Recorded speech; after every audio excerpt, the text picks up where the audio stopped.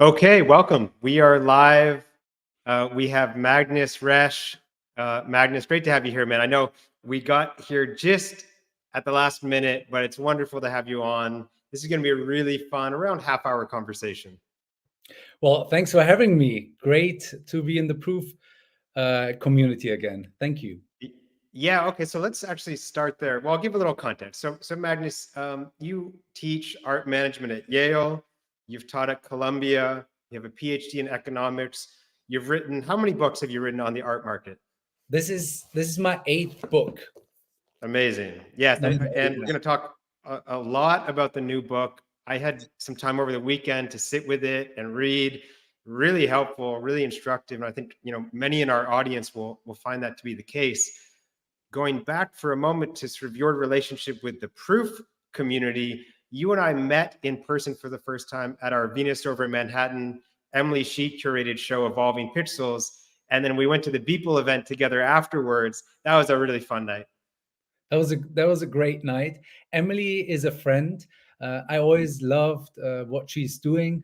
And Adam, who runs Venus over Manhattan, is another friend. So all of it came together, and that was great that we also met on that night. So one of these approved moments where I thought, wow, that's a great community. And obviously, I've been listening to the podcast for a while, and I'm very much aware of the great work that you're doing. I appreciate that. Okay, so let's dig in, Magnus. I want to talk about your new book, How to Collect Art, and I think maybe we'll start quite broad. Talking about the art market and what it means to collect thoughtfully, and then we'll get to a place maybe towards the end where we talk NFTs specifically, and maybe some predictions from you on the art market as you look ahead for 2024. So, but let's ground this for a moment, Magnus. Why was it important for you in this moment to write this book? So the art market has an issue, and that is it's not really growing. At the very top end of the market, you always hear these record prices, but the truth is that only represents a tiny percentage of the market. The rest of the art world, the 99.9% of the industry, is struggling. And there you don't see these phenomenal record prices, but what you really see is that galleries and artists are trying to find new collectors. That's the issue that I'm trying to solve with this book. I'm trying to help bring in new collectors in the art market so artists, gallerists, and so on can continue doing what they love doing. I love that. So let's go to a quote from the book. I was struck by this, and I'm curious how you would unpack this notion. You say, buying art is not for the faint of heart. What does that mean to you? So I think I say it in the context where we talk about art as an investment. The number one question people always ask me is, hey, Magnus, you're the art guy. You must know what's going on. What should I buy? What's a good investment? So at some point, I'm an economist. I wrote my PhD in economics, but I always focus on the art market. So I sat down and did some numbers because I wanted to find out what makes an artist successful. And based on that, you can also learn more about what is a good investment and what drives art as an investment. Understood. And Magnus, let's continue down that path for a moment. As well as you can in this forum, how would you describe those dimensions that do map to a successful artist? And what do you mean by successful in this context? So in this context, we looked at 500,000 artists in order to find out what makes an artist financially successful. Now, let me try and share the screen. I don't know if you can see it right now. Maurizio behind the boards may be able to pull this up. Let's see. There we go. There we go. So what you can see here is a lot of dots, a lot of colorful dots. Each dot is an art institution. Now, so being a museum or a commercial gallery. Now, there are two things that are relevant. the size of the dots and the proximity of the dots to each other. Now, what do you see when you look at this? I see a cluster in the upper left where both the largest clusters are, the largest dots are, and sort of the most proximity to one another. Exactly. And that's really what matters. So we looked at 500,000 artists in order to find out, why do some artists that do the exact same thing sell for nothing, and others who do something very similar sell for millions of dollars? The finding is really this map. The proximity of the dot means these artists are exhibiting in the same institutions. The size of the dot is what really matters. That means the bigger the dot, the more impact this show in this institution has on the price point of an artist. So as you rightly said, there's only one cluster that really matters.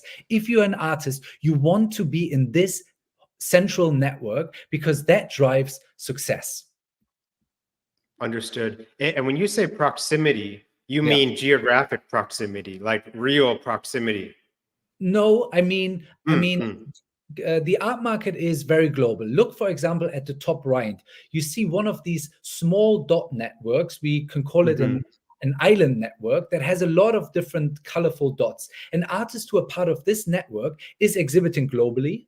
So all around the world, feels like something is going on, feels like, oh, my career is taking off because I have a show in Berlin, I have a show in New York, I have a show in Korea. But in fact, she is only exhibiting in small dot institutions, meaning the impact on her price point, on her financial success is tiny. So as an artist, the goal must be to get into the central network. So it's not proximity in terms of geographical distance, but in terms of shows that they're having. Now, another thing stood out. The earlier you get into one of these big ranked institutions, the better it is for your career. Look at this. We were able to find out that if you don't make it within the first 5 to 10 exhibitions into one of these big dots, networks, institutions, or those that feed into it, most likely you will never end up there. Understood. You see, there's a fine line of artists who started in big dots and ended up in low dots. And there's also a tiny bigger line, but still these stories, the rag to riches stories, so very late in the career, they made it into the top. These stories exist, but those are really the outliers. The truth is, once you start high, you will stay high. Once you start low, you will stay low. Now, what does that mean as a collector? That means if you're looking for an investment, you should only buy from galleries that are part of this central network, big dot institutions, because that's most likely where you find the investment pieces. Interesting. So there's so many layers of that, Magnus, and the slides are very helpful that we could unpack. Let's try to ground this into, for a moment, the sort of digital art NFT space, where intermediaries and the gallerist and the institutions certainly take on a different role. Sort of, how do you think about what you just showed us in the context of this space, meaning sort of the NFT blockchain-based digital art world? I mean, I wrote a book about NFTs, how to create and sell NFTs, because I wanted to introduce traditional artists, painters, sculptors, and so on, to the NFT and blockchain space, because I find it fascinating. I believe this is the future. Now, how can we relate this finding, which is based on 500,000 artists, traditional artists, and institutions, traditional institution, MoMA, Met, and so on, so physical spaces, how can we relate this to the whole NFT space? Well, in the NFT space, the role of institution is being taken over by collectors. So collectors are the ones, you know, when you get collected by let's say by the proof community, or by Kevin, by Eli, and so on, you guys have strong signaling power. You are the big institutions, the big dots.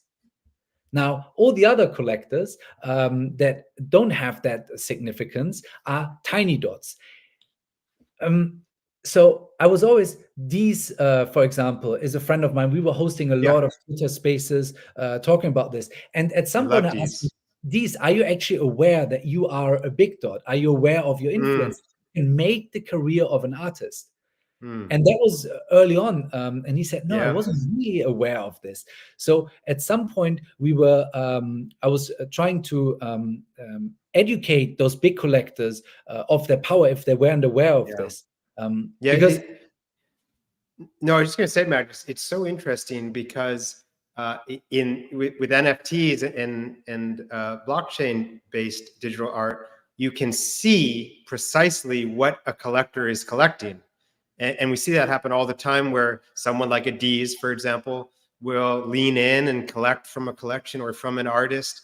And then one of two things happens. Either people just sort of see that happen on chain, and then to your point, that has some influence and impact, and or sharing it via Twitter to a very engaged large audience, and signaling their support for that artist as well.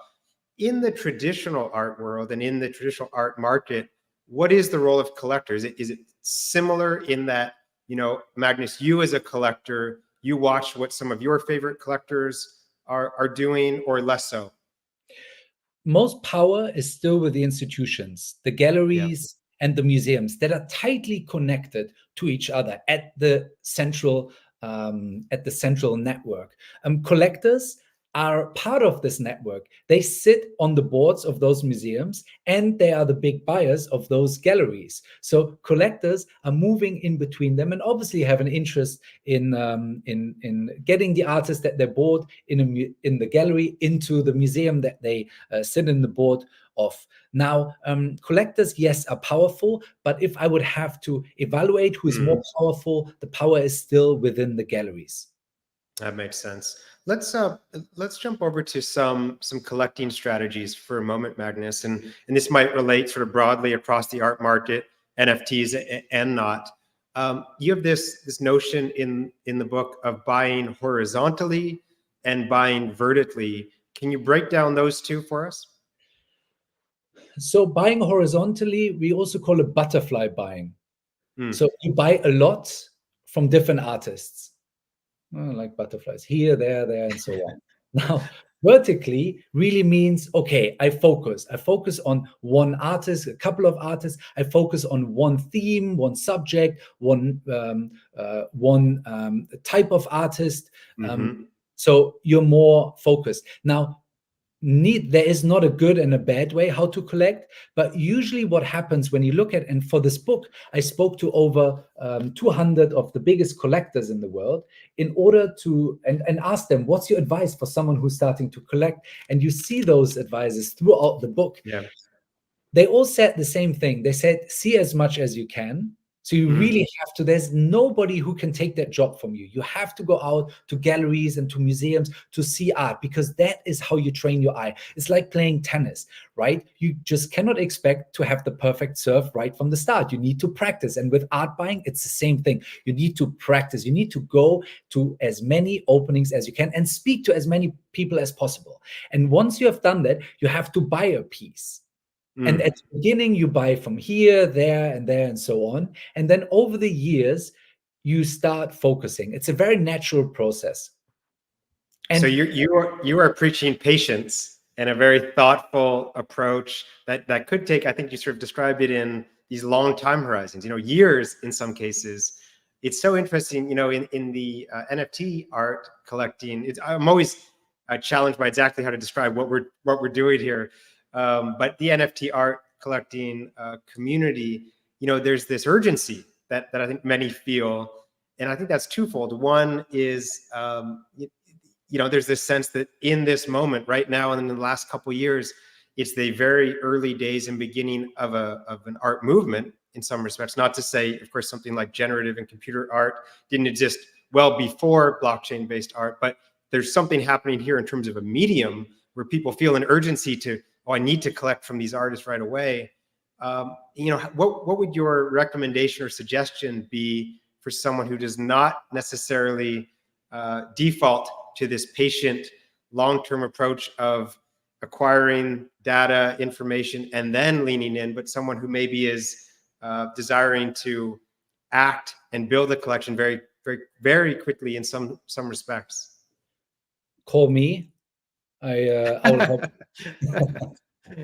I will help you build a collection. I'm actually doing this. I'm helping Yeah. people in building a collection. But the and also depends on how much you want to spend. Really, it's a question of a budget. When you depending on how much you would like to spend on art, defines also what you will end up with. Let's take a look at this slide here. I'm sharing my screen right now. Yep, mouse pulling it up. So what you will see on this screen is when we just look at the first column, artists, you'll see superstar artists that are quite pricey, but they're also an investment case. Now, where do you get them? You get them from alpha galleries, meaning those galleries that are part of the central network. Those are the big dots, alpha galleries. Where do you find them? Obviously by walking in, or you go to alpha fairs, which are Basel, Fries, and TIFAF. Or you can buy them, those artists, in auctions. Now, when your budget is less, so look at let's say your budget is only 3K, 7K, somewhere in that range, most likely you will not end up with an artist who is an investment. And most likely you won't get it from those big dot galleries, but you get it from gamma or delta galleries, so small dot galleries that show at gamma and delta fairs. Now, that is an overview that I explain in detail in my book, but it helps you to see the underlying structure in the art market. While it's also confusing, actually there is a structure. And here I tried, obviously in a very simple way, there are outliers and so on, but I tried to present it here. No, I love this. And this one struck me as I was reading it. Let's talk about this notion, Magnus. You say, again, back to collecting strategies, that art is not a good investment. And we've sort of covered some of the reasons why that's the case. But you say artists can be. And so maybe if you can unpack that notion for a moment, but then also, as a collector, how can you identify artists very early, right? Because of course, you can wait until they're in those major institutions that you described, those big dots, but then you will pay the premium because they're in those institutions and they are the big dots. So maybe what do you mean by an artist can be a good investment from a collector perspective? And then also, what are a few strategies for identifying artists very early? Is it Instagram? Is it Twitter? Is it something else? So art as an investment is difficult, as I said before. So everyone is always looking for the one artist that they bought for $1,000 and that they can now sell for $1 million. Now, let's look at Oscar Murillo, for example. So I run you through his CV right now. Yeah. That's a selection of all the exhibitions that he did. Oscar Murillo is an artist who is now in the category of superstar artist. His solo pieces, the big ones, are in the $1 million range. He's showing with David Zwirner, a big dot institution. Now it's too late, right? If you don't have the cash. If you want to start lower. If you have the cash, great artist to buy because it's with David Zwirner. This artist will always remain the value. At least it will never drop. It might go up, but it will always somewhere be in that range, because he has got the exhibition history. He's showing with Zwirner. He's got the museum exhibitions. As you can see, he's part of the Museum of Modern Art. He's part of the MoCA in Los Angeles, and he's part of the Ludwig Museum in Cologne. These are all big dot institutions. This artist is a superstar. Now, the interesting thing is, look at 2011. There you were showing at Carlos Ishikawa Gallery. That's the moment when you could have bought a piece. That's exactly when it gets interesting.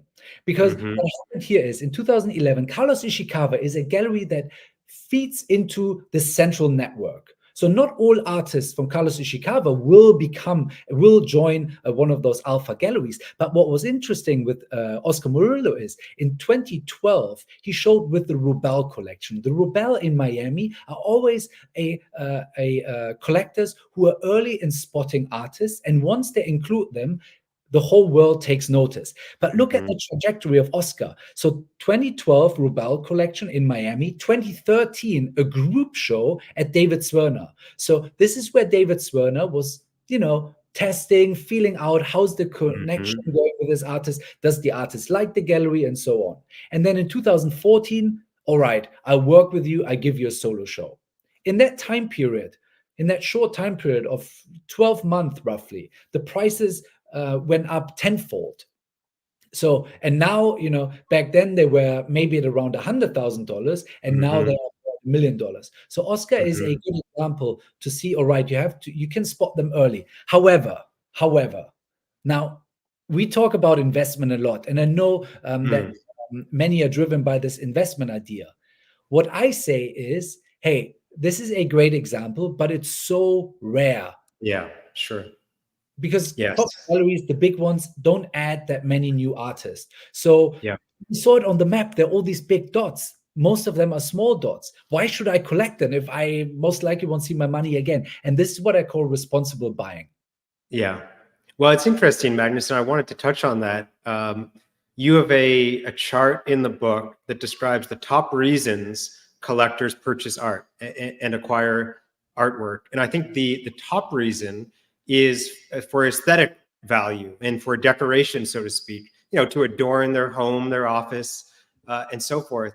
I think the fourth from the top reason was investment, if I'm not mistaken. You can jump in if that's not right. Yes. Uh, I would be so curious, and I have an instinct, in the NFT world, the investment response is maybe number one if we ran that survey, and so that constructs a different market and dynamic around artists and collectors and institutions in this world.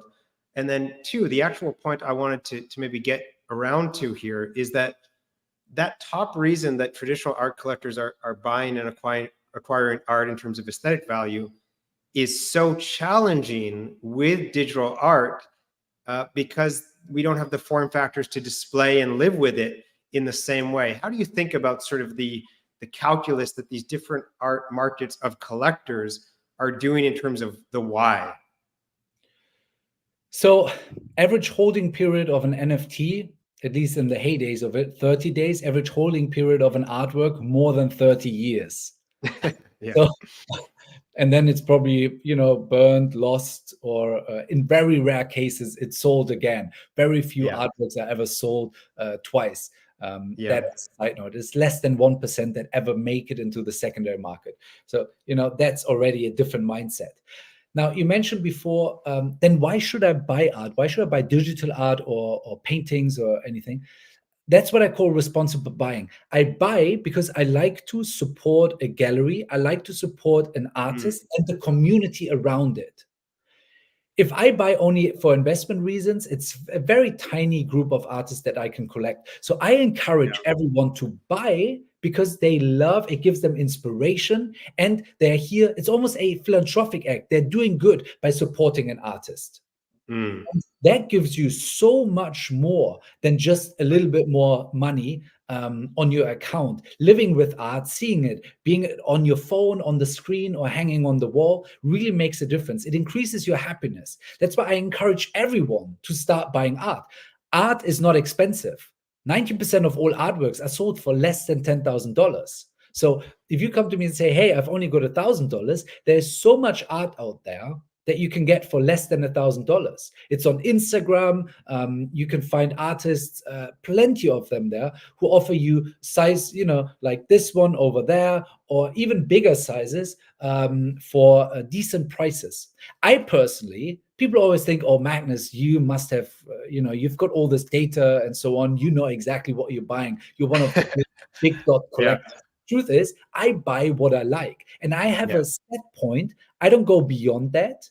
But everything below that, I buy whenever I see it. So I actively buy from Gamma, Delta galleries. I buy Mm. vanity artists, passion artists. So totally not an investment, but I never overpay because I know Mm. what I'm buying. And when you read this book, you will know that you're not overpaying when you have an artist in front of you, because I run you through the exact steps that are needed in order to find out what type of artist is in front of you. I love that. And I see now that I didn't realize we could look at the comments, Magnus, as we were talking. So just want to say shout out to NB and Lucas, Milk, AKA Stevie, a handful of others, Marty McFly, Josh, great group following along in the chat as well. So let us know if you have any questions. Actually, we can pull those in now that I see them. NB actually asked, Magnus, let's go to a quick question. NB asks, does it correlate with street artists like Banksy? So people always ask me that question. Banksy is works in a different field.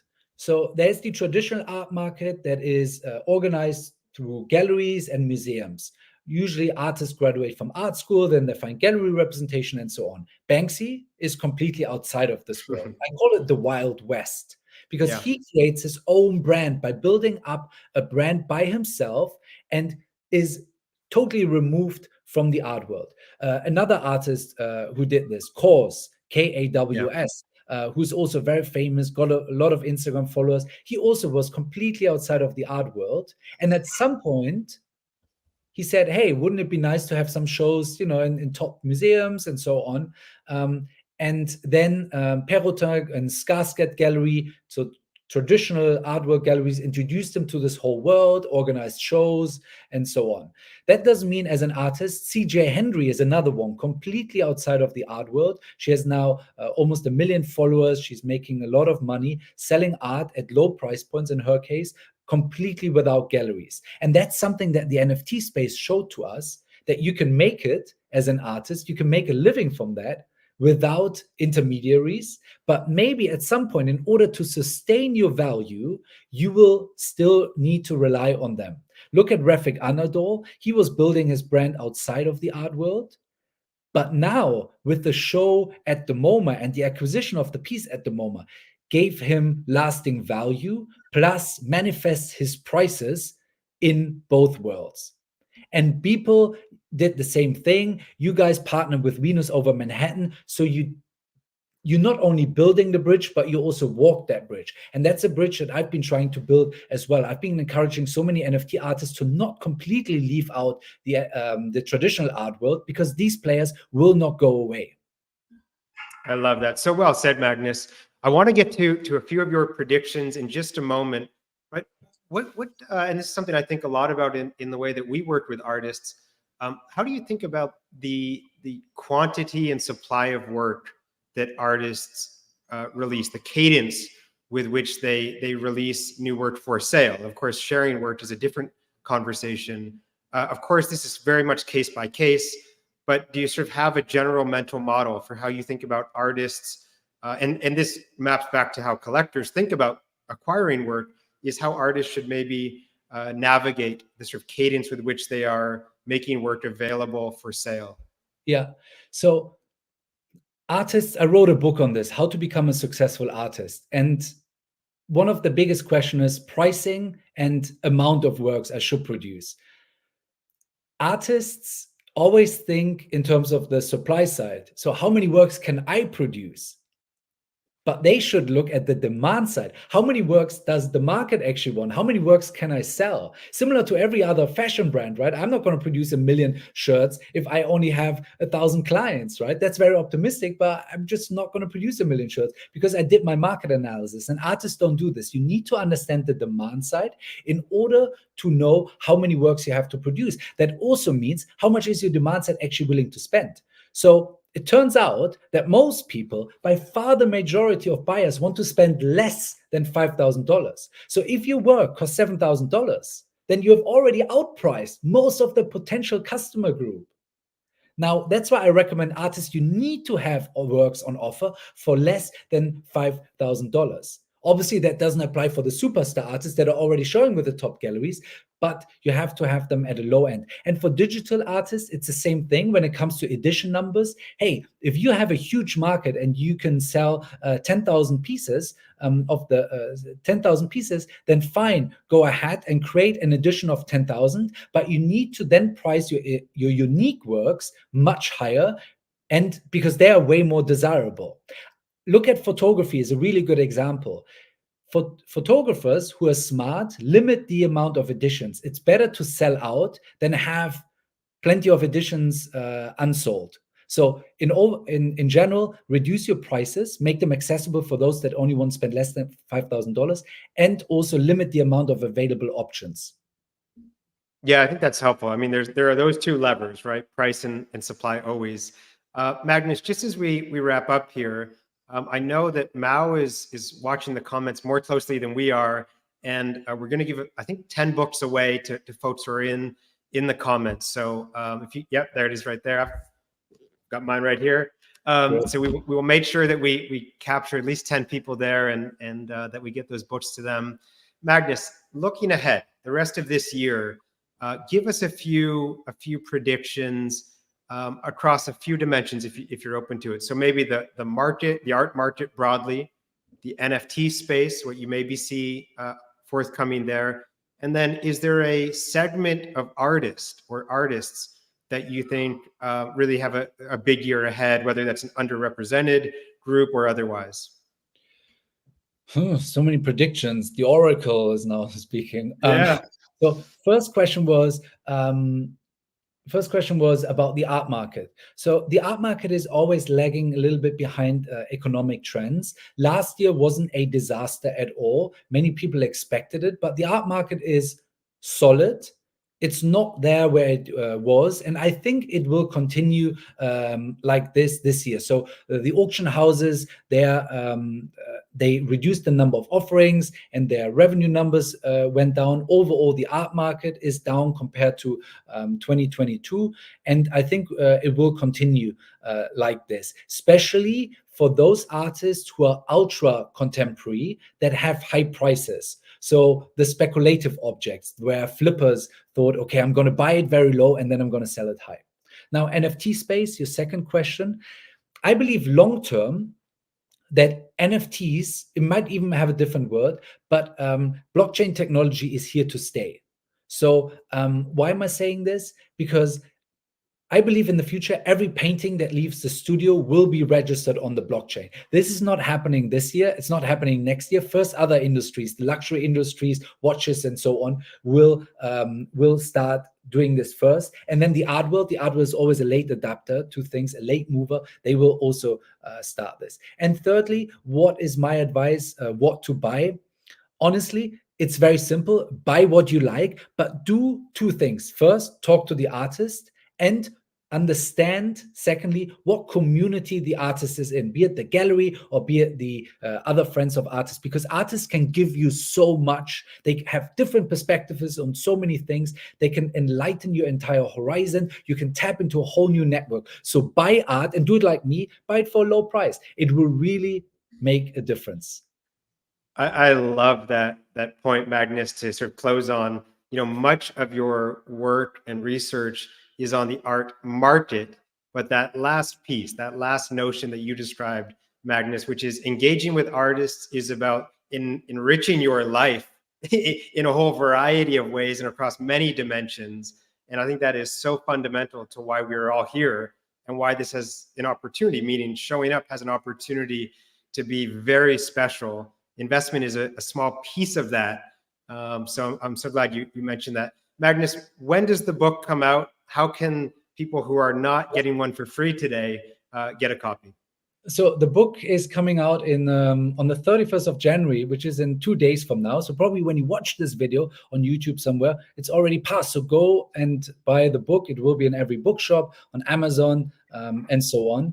And once you've bought it, let me know what you think. I'm always curious to hear. Write me on Instagram, write me an email, and let me know what you think. I wrote this book for everyone who's interested in art, who's not a pro art buyer, but wants to understand the secret networks that define how the art market works.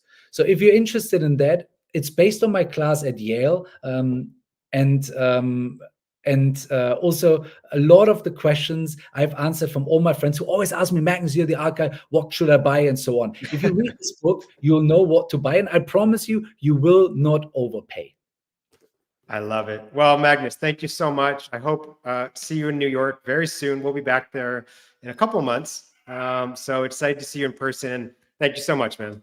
Thank you for having me. Big shout out to the whole Proof community. Love what you're doing. Appreciate that. Okay, talk soon.